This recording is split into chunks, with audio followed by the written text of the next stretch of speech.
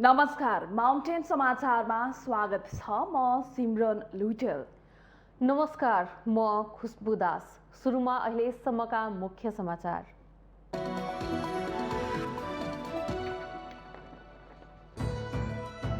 हरेक वर्ष नेपालको व्यापार घाटा चुलिँदै देशभित्र उत्पादन निराशजनक अवस्थामा। विदेशी सामान सजिलै नागरिकको घर दैलोमा पुग्दा स्वदेशी उत्पादन विस्थापित हुँदै। कर्णाली प्रदेशका मुख्यमन्त्री महेन्द्र बहादुर शाहीको राजीनामा। प्रदेश 1 का मुख्यमन्त्री भीम आचार्यबाट पनि पदत्याग। प्रदेश 1 मा राजेन्द्र राई मुख्यमन्त्री बन्ने। आगामी संसदीय निर्वाचनमा पार्टीले एकल बहुमत ल्याउने एमाले अध्यक्ष ओलीको ठोकुवा। कसैको बैशाखी टेकेर नभई एक्लै चुनावमा जाने आँट एमालेमा रहेको जिकिर। प्रधान न्यायाधीश जबराको राजीनामा माग गर्दै नेपाल बार एसोसिएसनद्वारा आज पनि विरोध प्रदर्शन। प्रधान न्यायाधीशले कुनै न कुनै हिसाबले निकास दिनुपर्नेमा जोड। सत्तारूढ गठबन्धनलाई तोड्ने षड्यन्त्र भइरहेको माओवादी केन्द्रका अध्यक्ष पुष्पकमल दाहालको दावी। प्रतिक्रियावादी गठबन्धन बनाउने कसरत भएको टिप्पणी। कार्बन उत्सर्जनलाई घटाउँदै लैजाने G20 देशहरूको सहमति। जलवायु परिवर्तनका कारण समस्यामा परेका गरिब तथा विपन्न देशलाई सहयोग जुटाउने प्रतिबद्धता। र इङ्ल्यान्ड आइसिसी T20 विश्वकप क्रिकेटको सेमी फाइनलमा प्रवेश। इङ्ल्यान्डसँग श्रीलङ्का 26 रनले पराजित।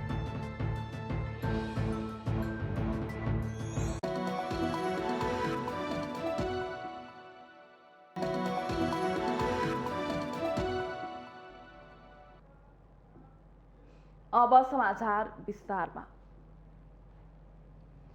नेपालको व्यापार घाटा दिन प्रतिदिन चुलिँदैछ। विदेशी उत्पादन नेपालीको घर घरमा सजिलै पुग्दा स्वदेशी उत्पादन विस्थापित हुने अवस्थामा छ।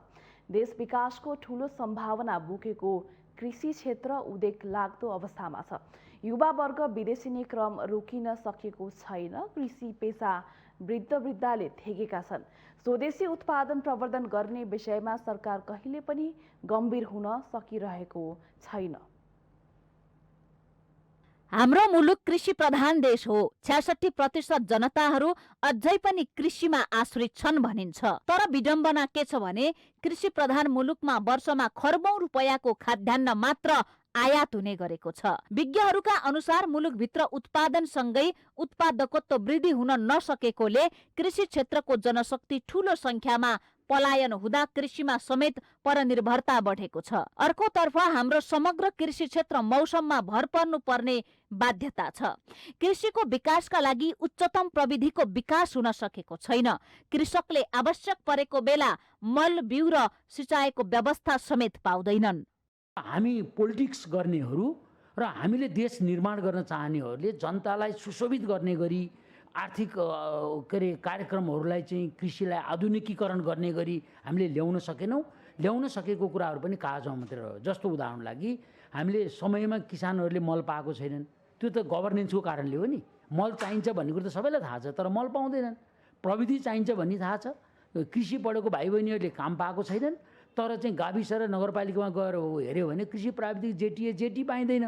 त्यति मात्र होइन, कृषकहरूले बैंकबाट सरल ढङ्गले सस्तो ब्याजमा ऋण पाउँदैनन्। सरकारले न निर्यातमा प्रोत्साहन गर्न सकेको छ, न आयात प्रतिस्थापनमा प्रभावकारी कदम चाल्न सकेको छ। तीव्र रूपले बढ्दै गएको व्यापार घाटा, बढ्दो भ्रष्टाचार, बढ्दो अनौपचारिक अर्थतन्त्र, असारे विकास, कृषिजन्य वस्तुको बढ्दो परनिर्भरता, दक्ष जनशक्तिको अभाव लगायतका कारणले नेपाल समृद्धिको बाटोमा अघि बढ्न सकेको छैन। देशले निरन्तर रूपमा व्यापार घाटा सहनु परेको छ। भन्सार विभागको तथ्याङ्क हेर्ने हो भने देशको व्यापार घाटा डरलाग्दो अवस्थामा छ। निर्यात भन्दा आयात चाहिँ धेरै नै बढी, तुलनात्मक रूपमा धेरै नै बढी छ। हाम्रो व्यापार चाहिँ 65% भन्दा बढी चाहिँ भारतसँग नै भइरहेको हुनाले त्यहाँबाट अधिकांश उपभोग्य सामानहरू चाहिँ त्यहाँबाट आउने गर्छ। 77-78 मा 15 खरब 39 अरबको चाहिँ निर्यात आयात भएको थियो भने 1 खरब 41 अरबको चाहिँ निर्यात भएको थियो। देशभित्र विकासका लागि ठूलो सम्भावना बोकेको कृषि क्षेत्र नै विकल्पहीन पेशा बनेको छ। अधिकांश मानिसहरू केही काम नपाएपछि मात्र कृषि पेशामा संलग्न भएको देखिन्छ। कृषिमा लागेकाहरू पनि हीनता बोध गरेर बस्नुपर्ने सामाजिक परिवेश छ। कृषिमा युवाहरूको आकर्षण अपवाद बाहेक छैन। देशको युवा वर्ग विदेशिएको छ अनि समग्र कृषि काम वृद्ध-वृद्धाले थेगेका छन्। सबैभन्दा दुःखको विषय त के छ भने अनेक दुःख कष्ट गरेर उत्पादन गरेको नेपाली वस्तुले अन्त्यमा बजार नै पाउँदैन। हाम्रो व्यवसायी र गृह उत्पादक र विक्रेता बीच समन्वय नभएर पनि हो कि खास चाहिँ तपाईँको जति सहज तरिकाले बाहिरको सामान आएको छ, सजिलो तरिकाले बेच्न सकिएको छ, यहाँको उत्पादकहरूको चाहिँ तपाईँको मेरो सामान चाहिँ भन्ने टाइपले भनौँ न अलिकति हाम्रो यहाँको हावापानी र तपाईँको विदेशको भनेको त उहाँहरूले कति मेहनत गरेर कति फरक तरिकाले गर्नुभएको छ। हामी त अहिलेसम्म सोइलमै छौँ।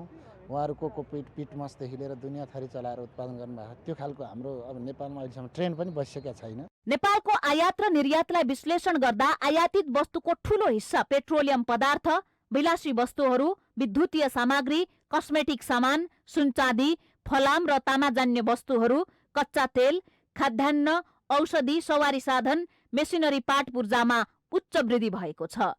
निर्यात हुने वस्तुहरूमा फलाम, गलैँचा, कफी, चिया, गार्मेन्ट पोसाक, पस्मिना आदि रहेका छन् जसको खासै मूल्य वृद्धि भएको छैन। त्यसमाथि जुन वस्तु निर्यात गरिन्छ त्यसको उत्पादनका लागि चाहिने कच्चा पदार्थ समेत विदेशबाटै आयात हुने गरेको छ। यस्तै कारणले नेपाल सधैँ व्यापार घाटा सहन बाध्य छ। मुख्य रूपमा हामीसँग एउटा कच्चा पदार्थ आफ्नै देशमा उत्पादन नभएर पनि हो भने हामी अहिले चाहिने आयात कस्तो कस्तो वस्तुहरू गरिरहेका छौँ। जस्तै अब पेट्रोलियम पदार्थ हामीलाई आवश्यक छ, यो अनिवार्य वस्तु हो। तर कयौँ विलासी वस्तुहरू पनि हाम्रो चाहिने भन्दा बढी आयात भइरहेको छ। जस्तै उदाहरणको लागि सुन सबभन्दा बढी हामी खपत गरिरहेका छौँ होइन। लगायत विभिन्न कस्मेटिक वस्तुहरू भए, विभिन्न खाद्य पदार्थमा पनि अत्यावश्यकभित्र नपर्ने तर यस्ता वस्तुहरूको पनि आयात वृद्धि भएको हुनाले नेपालको चाहिँ व्यापार घाटा निकै बढेको छ। वास्तविकता के छ भने अन्य देशहरूमा बिक्री गर्नका लागि हामीसँग बिक्री योग्य प्रतिस्पर्धा गर्ने वस्तुको उत्पादन नै छैन। देशभित्र उत्पादनमुखी संस्कृतिमा पछिल्ला वर्षहरूमा क्रमशः ह्रास आएको छ। विकसित देशहरूमा उत्पादित वस्तुलाई आन्तरिक बजारमा खपत गर्ने रणनीति नै अपनाएको हुन्छ। तर दुःखका साथ भन्नुपर्छ हाम्रो देशमा भने विदेशी वस्तुलाई जनताको घरसम्म सजिलै पुर्याउने नीति अपनाइएको छ। क्षणिक नाफाका लागि दलाल व्यापारीहरूले अपनाउने बजार नीति नै देशका लागि घातक छ। यस्तो अवस्था रहेसम्म नेपालको व्यापार घाटा डरलाग्दो अवस्थामा नै रहिरहनेछ। माउन्टेन टेलिभिजन एचडी राजनीतिक ब्युरो। कर्णाली प्रदेशका मुख्यमन्त्री महेन्द्र बहादुर शाहीले राजीनामा दिनुभएको छ। सोमबार प्रदेशवासीलाई सम्बोधन गर्दै मुख्यमन्त्री शाहीले पदबाट राजीनामा दिनुभएको हो। सम्बोधनका क्रममा उहाँले सहमति अनुसार सत्ता गठबन्धन दलहरूबीच समन्वय, सहकार्य र सह अस्तित्वको आधारमा अघि बढिरहेकाले आफूले सोही अनुरूप राजीनामा दिएको बताउनु भएको छ। साथै उहाँले कार्यावधि भर साथ सहयोग दिने दल तथा व्यक्तिहरूलाई धन्यवाद दिँदै इमानको राजनीति स्थापित गराउन आजैका मितिबाट लाग्नु हुने गरी सत्ता गठबन्धनमा रहेको दल नेपाली काङ्ग्रेसलाई सरकार निर्माणका लागि मार्ग प्रशस्त गर्न चाहेको बताउनु भएको हो। साथै उहाँले नयाँ बन्ने सरकारलाई आफ्नो दलको तर्फबाट पूर्ण सहयोग रहने समेत बताउनु भएको छ। शाहीले मुख्यमन्त्रीका रूपमा कर्णाली प्रदेश सरकारको 3 वर्ष 8 महिना 12 दिनको नेतृत्व गर्नुभएको थियो। सत्ता गठबन्धन बीच भएको सहमति अनुसार अब काङ्ग्रेस संसदीय दलका नेता जीवन बहादुर शाही मुख्यमन्त्री बन्ने नेताहरूले जनाएका छन्।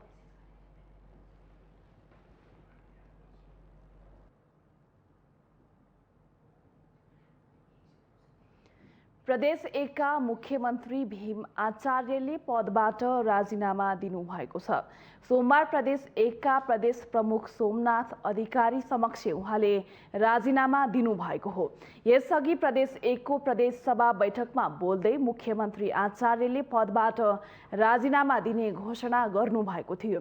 उहाँले संसदको अङ्कगणितका कारण जनताको साथ हुँदाहुँदै पनि सरकारमा बस्ने अवस्था नभएपछि राजीनामा दिनुपर्ने अवस्था आएको स्पष्ट पार्नुभयो।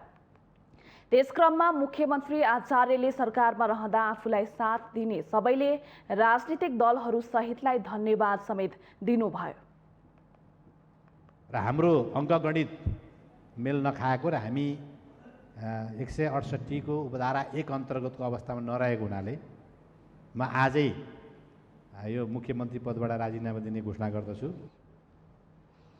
मुख्यमन्त्री आचार्यले नयाँ बन्ने सरकारले आफू नेतृत्वको सरकारले अगाडि बढाएको राम्रो कामलाई निरन्तरता दिने विश्वास समेत व्यक्त गर्नुभयो। यसैबीच नेकपा एकीकृत समाजवादीका नेता राजेन्द्र राईले प्रदेश 1 को मुख्यमन्त्रीमा दाबी पेश गर्नुभएको छ।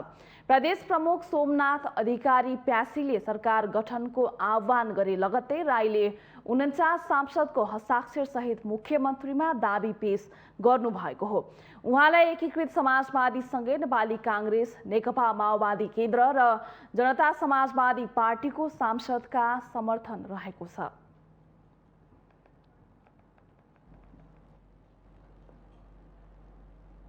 नेकपा एमालेका अध्यक्ष केपी शर्मा ओलीले आगामी संसदीय निर्वाचनमा पार्टीले एकल बहुमत ल्याउने बताउनु भएको छ। सोमबार नेकपा एमाले भरतपुर महानगर कमिटीको प्रथम महानगर अधिवेशनमा बोल्दै उहाँले कसैसँग नमिलिकन नै एमाले बहुमत ल्याउने बताउनु भएको हो। पार्टीको 10औं महाधिवेशन सम्पन्न गरेर निर्वाचनको तयारीमा जुट्ने भन्दै एमाले कसैको बैशाखी टेकेर नभई एक्लै चुनावमा जाने र कसैको तागतले रोक्न नसक्ने बताउनुभयो।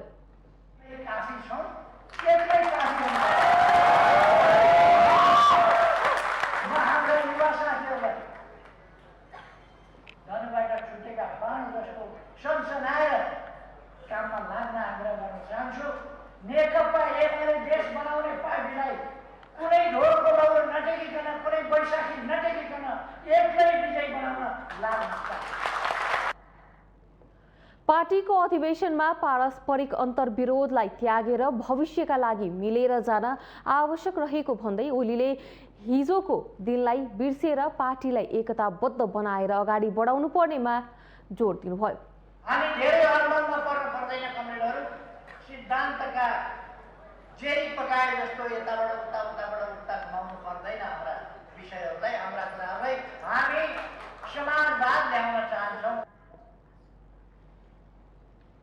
उक्त कार्यक्रमका अवसरमा एमाले स्थायी कमिटी सदस्य रामबहादुर थापाले नेपाललाई राजनीतिक अस्थिरताको भुमरीमा धकेलिएको र फसाइएको भन्दै देशी विदेशी प्रक्रियावादीहरूले षड्यन्त्र गरिरहेको उल्लेख गर्नुभयो।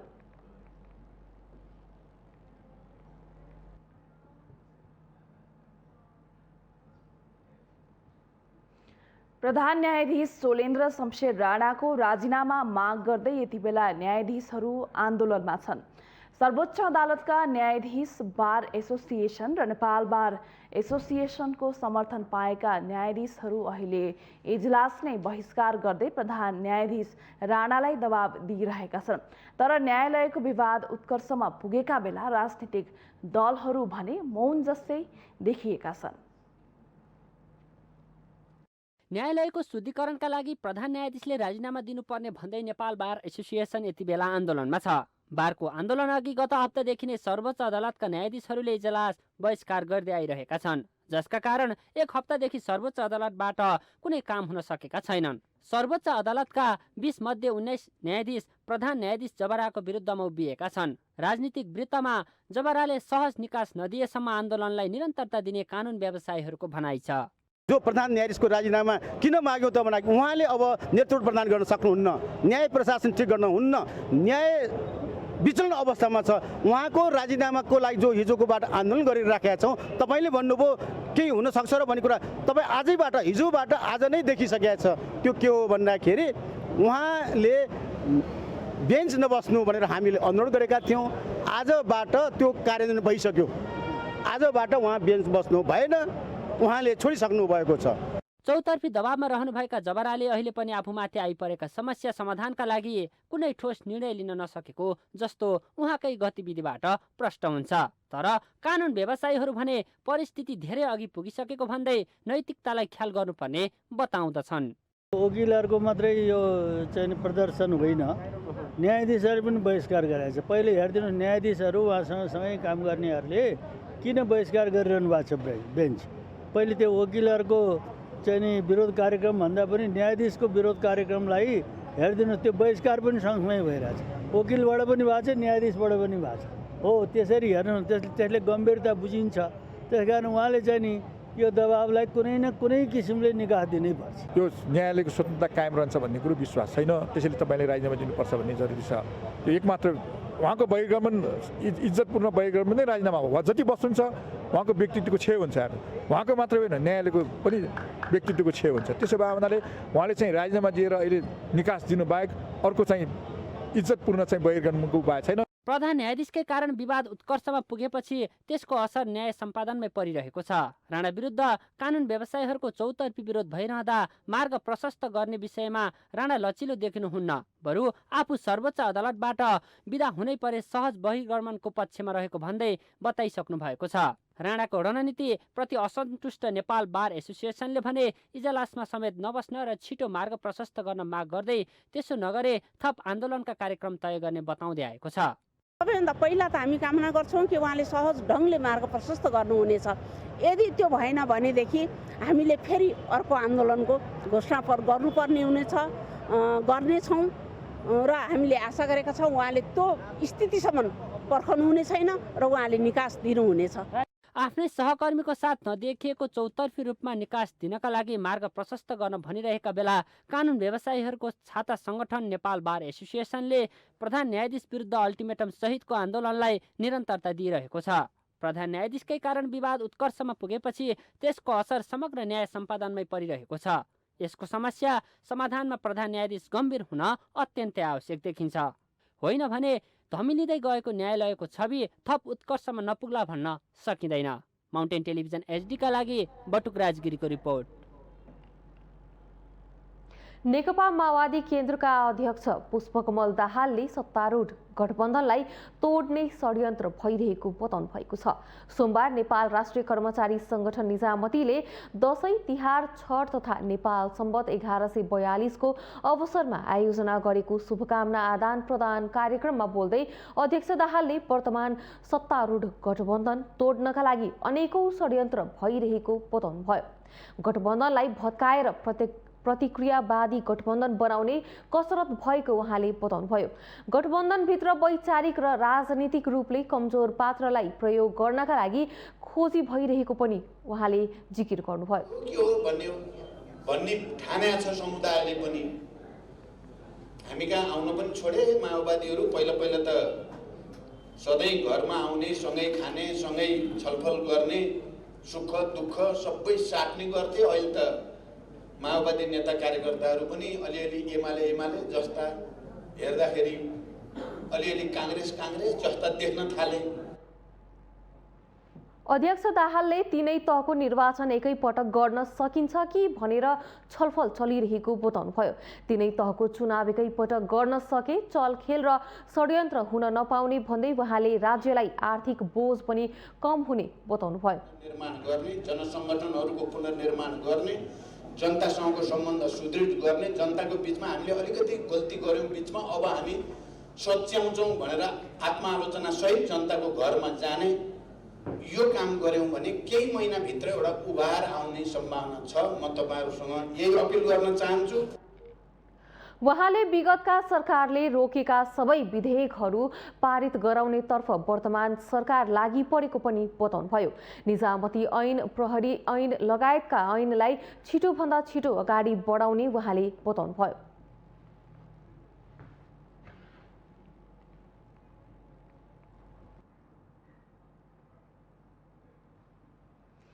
नेपाली कांग्रेसका वरिष्ठ नेता रामचन्द्र पौडेलले अहिले राज्यका सबै अङ्गहरूमाथि प्रश्न चिन्ह उठेको बताउनु भएको छ।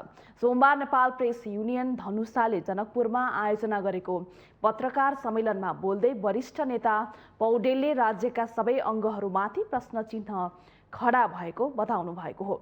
संसद, संवैधानिक निकाय, अदालत र राजनीतिक पार्टीहरूले समेतले आफ्नो भूमिका प्रभावकारी रूपमा खेल्न नसकेको उहाँले बताउनुभयो।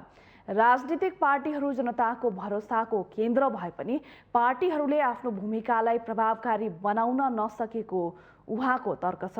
उहाँले काङ्ग्रेसलाई जनताको भरोसाको केन्द्र बनाउन तथा प्रजातन्त्रको दरिलो संवाहक बनाउन आफू लागि पर्ने पनि बताउनुभयो। कसरी यो प्रजातन्त्रको दरिलो सम्बल बनाउने, कसरी लोकतन्त्रलाई चाहिँ मजबुत गराएर लोकतन्त्रको चाहिँ वारिस काङ्ग्रेसलाई बनाएर र यो मुलुकमा लोकतन्त्रलाई सुनिश्चित गर्ने, लोकतन्त्रलाई सुनिश्चित गर्ने भनेको त यसका संस्थाहरू त्यही अनुसार फङ्सनमा आउनु पर्यो। यसको चाहिँ पोलिटिकल पार्टीका फङ्सन विधान अधिवेशनहरूदेखि लिएर मिटिङहरूदेखि लिएर तिनका शाखा प्रशाखाहरूको चाहिँ सञ्चालन र अधिवेशनहरू मिटिङहरू त्यो व्यवस्थित रूपले चलेको हुनु पर्यो। वरिष्ठ नेता पौडेलले आफूले अहिले लोकतन्त्रको एजेन्डालाई बोकेर हिँडेको बताउनुभयो। वर्तमान समयमा आर्थिक विकास र सामाजिक विकासको बाटोमा जानुपर्ने आवश्यकता रहेको भए पनि राजनीतिक मुद्दामै अल्मलिनु परेको भन्दै उहाँले प्राप्त राजनीतिक परिवर्तन र व्यवस्थालाई सुनिश्चितता दिनका लागि काम गर्नुपर्ने बताउनुभयो। एजेन्डा नै लोकतन्त्र हो, अहिले मेरो एजेन्डा नै लोकतन्त्र हो। फेरि पनि लोकतन्त्र एजेन्डा बनाउनु पर्नुमा यसमा पनि मलाई चाहिँ दुःख छ, किनभने लोकतन्त्रको एजेन्डाको मुद्दालाई छिनोफानो गरेर त्यसलाई ल अब हामी एउटा सुनिश्चिततामा गयौँ भनेर अब हामी आर्थिक विकास र सामाजिक विकासको बाटोमा हामी जानुपर्ने थियो। उहाँले नेपालको व्यवस्था अस्थिर हुनाको विडम्बना नेपालले भोगिरहेको बताउनुभयो। वर्तमान राजनीतिक प्रणाली र व्यवस्थालाई संस्थागत गर्नुपर्नेमा उहाँको जोड छ।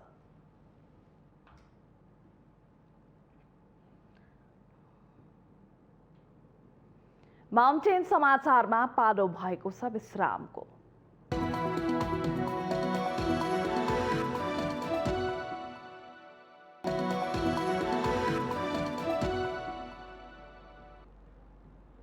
विश्रामपछि स्वागत छ। अब बाँकी समाचार।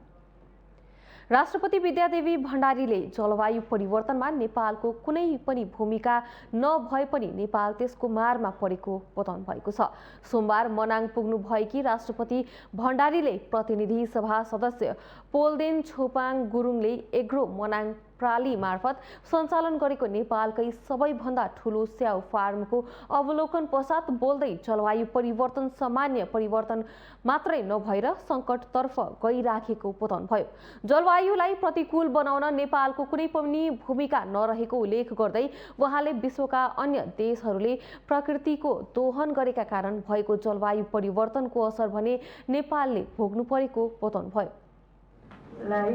त्यसरी प्रतिकूल बनाउने कुरामा हामी नेपालीहरूको त्यसमा कुनै पनि भूमिका छैन, हाम्रो कुनै पनि गल्ती छैन। तर पनि विश्वमा अन्य देशमा भइरहेका यो प्रकृतिको अति दोहन गर्ने प्रवृत्तिले गर्दाखेरि जलवायु परिवर्तन मात्रै होइन सङ्कटतर्फ चाहिँ गइरहेको छ। उहाँले जलवायु अनुकूलका लागि विश्व समुदायको ध्यान जानुपर्ने बताउनुभयो। विशेष गरी शक्ति राष्ट्रहरूको ध्यान जानु जरुरी रहे पनि नेपालले पनि वातावरण र पर्यावरणलाई अनुकूल पारिराख्नुपर्ने बताउनुभयो। अनुकूलन गर्ने धेरै उपायहरू छन् र हामीले मात्रै गरेर हुँदैन, यसमा विश्व समुदायको ध्यान जानु आवश्यक छ, ठुला शक्ति राष्ट्रहरूको ध्यान जानु आवश्यक छ। तर पनि हामी जहिले पनि न्यायको पक्षपाती भएको हुँदाखेरि हाम्रो तर्फबाट पनि कुनै गल्ती नहोस् भनेर हामीले हाम्रो चाहिँ पर्यावरण, हाम्रो जुन वातावरणलाई चाहिँ अनुकूलन पारिराख्ने गराइराख्ने त्यस्तो खालको प्रणाली अपनाउनु पर्ने हुन्छ। त्यसमा यो कृषि प्रणाली पनि एउटा हो। राष्ट्रपति भण्डारीले जलवायु परिवर्तनको मारमा मनाङ जिल्ला परेको उल्लेख गर्दै बाढी पहिरोका कारणले मनाङमा अपूरणीय क्षति भएको बताउनुभयो।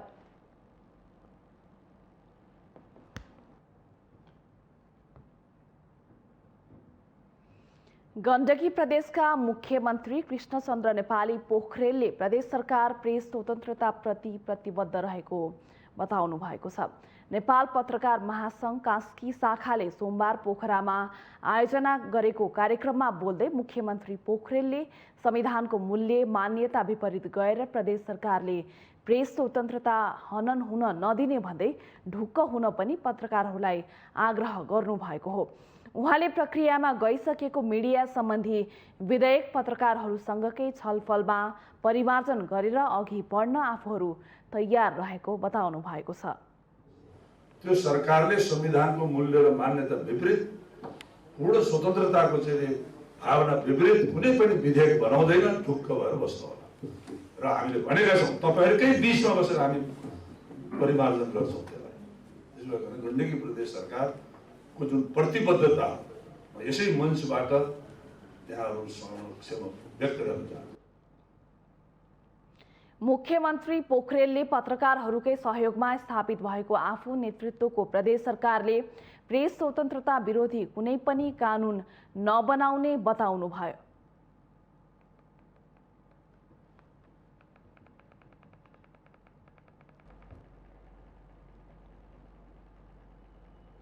प्रमुख प्रतिपक्ष दल नेकपा एमालेका महासचिव ईश्वर पोखरेलले आगामी निर्वाचनमा एमालेसँग एकल प्रतिस्पर्धा गरेर देखाउन सत्तारूढ गठबन्धनलाई चुनौती दिनुभएको छ।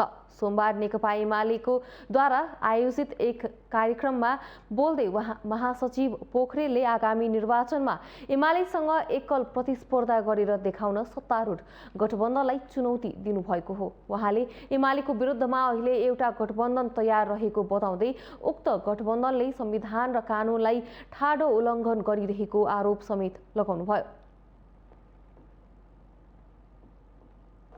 एमालेको विरुद्धमा एउटा गठबन्धन तयार छ।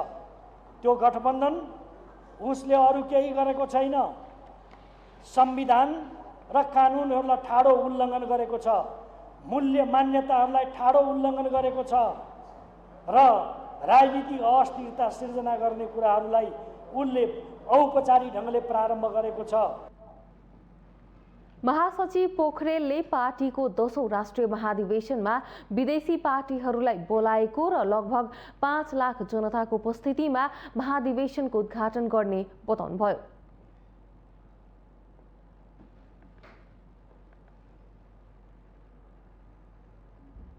माउन्टेन समाचारमा पालो भएको छ विश्रामको।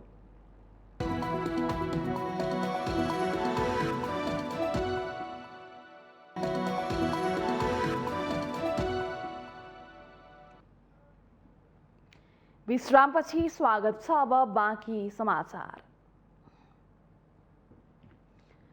कन्ज्युमर आय नेपालले सरकारले केराउ, मरिच, छोकटा लगायतका वस्तुहरूमा लगाइएको प्रतिबन्ध तथा उपभोक्ता अधिकारका विषयमा छलफल कार्यक्रम सम्पन्न गरेको छ।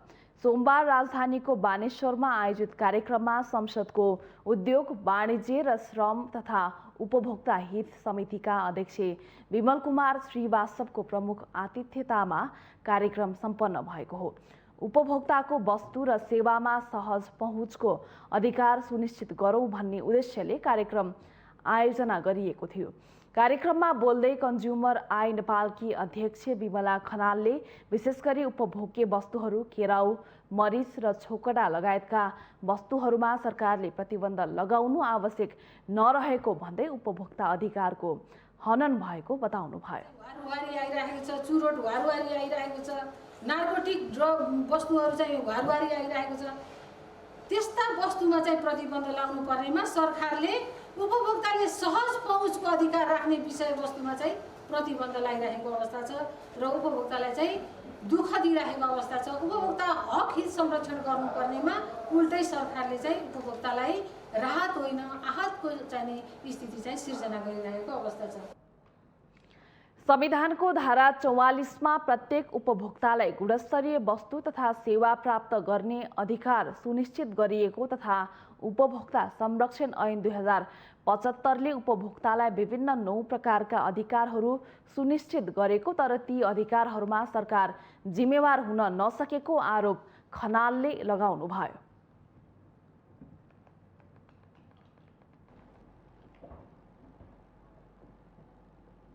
कञ्चनपुरको भीमदत्त नगरपालिका 9 खल्ला मुसेटी जोड्ने सडक निर्माणका लागि नगरपालिकाले चासो नदेखाएपछि पछि स्थानीयले आफै निर्माणमा अग्रसरता देखाएका छन्।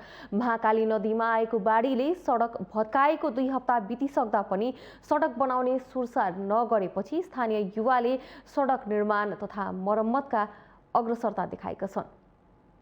गत कार्तिकको पहिलो हप्ता आएको बेमौसमी वर्षा र महाकाली नदीको बाढीले खल्ला मुसेटी जोड्ने सडक भत्केपछि आवत जावतमा समस्या भएको छ। लामो समयसम्म सडक मर्मत नभएका कारण आवत जावतमा समस्या भएको हो। समस्या समाधानका लागि सरकारवाला निकायबाट कुनै चासो नदेखाएपछि स्थानीय युवाहरूले आफ्नै खर्चमा जेसीबी लगाएर वर्षाले क्षति गरेका सडकहरू मर्मत तथा निर्माण गर्न थालेका छन्।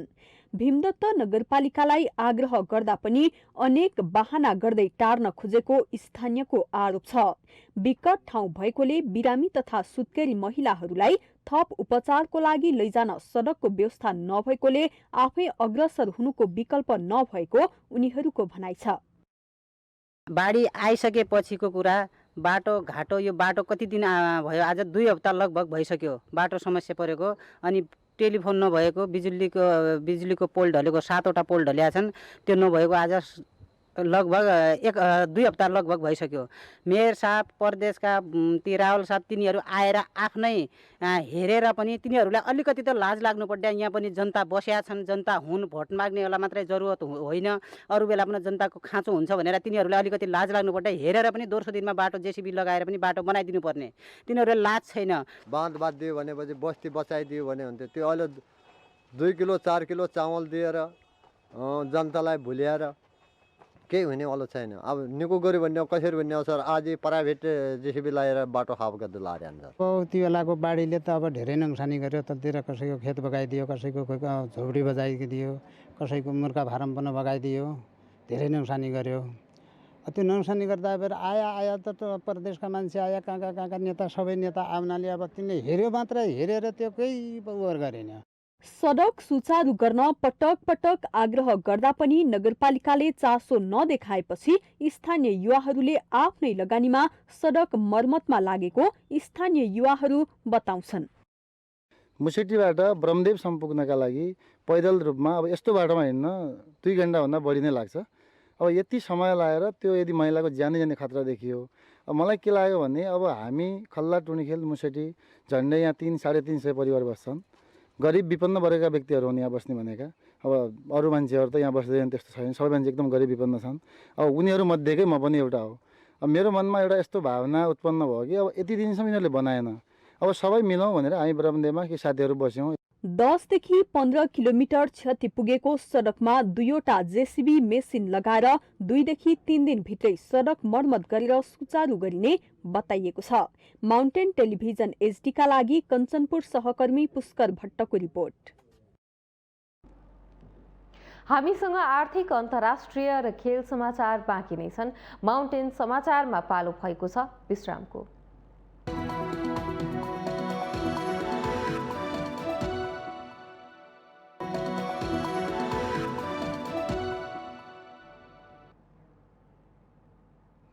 विश्रामपछि स्वागत छ। अब आर्थिक समाचार।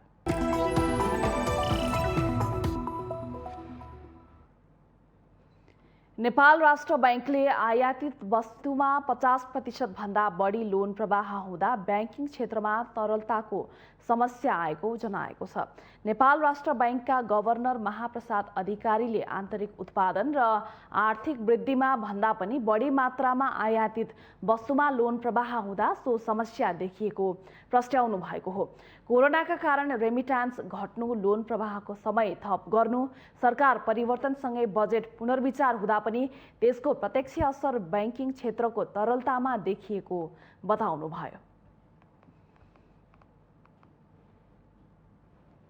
गभर्नर अधिकारीले उत्पादनमूलक क्षेत्रमा लोन प्रवाह गर्न पनि बैंक तथा वित्तीय संस्थाहरूलाई सचेत गराउनुभयो।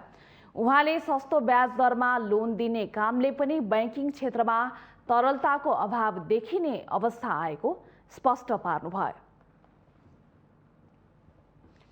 यसै नेपाल उद्योग वाणिज्य महासङ्घका अध्यक्ष शेखर गोल्छाले तरलता अभावका कारण 45 लाख लगानीकर्ता प्रभावित भएको बताउनु भएको छ। 2074 चैत्रदेखि कार्तिकसम्म कर्जाको माग खासै नभए पनि त्यसपछि माग वात्तै बढ्दा बैंकिङ क्षेत्रमा तरलताको अवस्था आएको छ।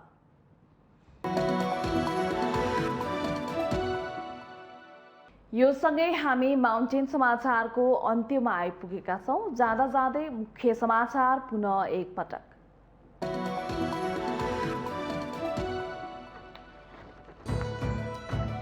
हरेक वर्ष नेपालको व्यापार घाटा चुलिँदै देशभित्र उत्पादन निराशाजनक अवस्थामा विदेशी सामान सजिलै नागरिकको घर दैलोमा पुग्दा स्वदेशी उत्पादन विस्थापित हुँदै। कर्णाली प्रदेशका मुख्यमन्त्री महेन्द्र बहादुर शाहीको राजीनामा। प्रदेश 1 का मुख्यमन्त्री भीम आचार्यबाट पनि पदत्याग। प्रदेश 1 मा राजेन्द्र राई मुख्यमन्त्री बन्ने। आगामी संसदीय निर्वाचनमा पार्टीले एकल बहुमत ल्याउने एमाले अध्यक्ष ओलीको ठोकुवा। कसैको बैशाखी टेकेर नभई एक्लै चुनावमा जाने आँट एमालेमा रहेको जिकिर। प्रधान न्यायाधीश जवराको राजीनामा माग गर्दै नेपाल बार एसोसिएसनद्वारा आज पनि विरोध प्रदर्शन। प्रधान न्यायाधीशले कुनै न कुनै हिसाबले निकास दिनुपर्नेमा जोड। सत्तारूढ गठबन्धनलाई तोड्ने षड्यन्त्र भइरहेको माओवादी केन्द्रका अध्यक्ष पुष्पकमल दाहालको दाबी। प्रतिक्रियावादी गठबन्धन बनाउने कसरत भएको टिप्पणी। कार्बन उत्सर्जनलाई घटाउँदै लैजाने G20 देशहरूको सहमति। जलवायु परिवर्तनका कारण समस्यामा परेका गरिब तथा विपन्न देशलाई सहयोग जुटाउने प्रतिबद्धता। र इङ्ल्यान्ड आइसिसी T20 विश्वकप क्रिकेटको सेमिफाइनलमा प्रवेश। इङ्ल्यान्डसँग श्रीलङ्का 26 रनले पराजित।